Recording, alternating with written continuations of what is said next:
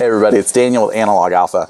We're in a little bit of a mini-series talking about what do we mean by our vision statement, that Analog Alpha exists to keep Generation Alpha free from the tyranny of technology. We've talked about Generation Alpha, we've talked about what do we mean by analog, and now we're going to talk about tyranny. I think a great way to describe the distinction that we have with technology is using the language of tool versus tyranny. A tool is something you pick up and use for its intended purpose and set it down. Think like a hammer. If I have a nail, I pick up a hammer and I hammer the nail, and then I'm done with the hammer. I set it down and I don't need it anymore until I need to hammer another nail.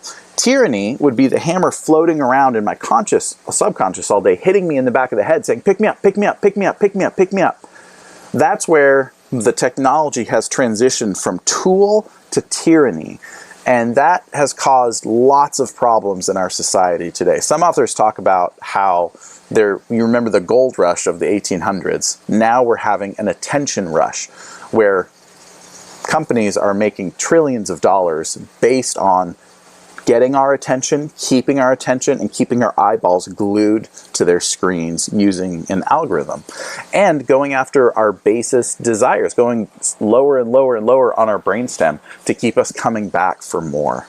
It's not healthy and it's not a fair fight. So we want to take some steps together to keep Generation Alpha free from that kind of tyranny. Thanks for watching, and I want to invite you, every time you see my face on this platform, stop scrolling for the day and call it quits. And if you want to stop someone else's scroll, I guess you could share this video with them and see if they stop too. Thanks for watching.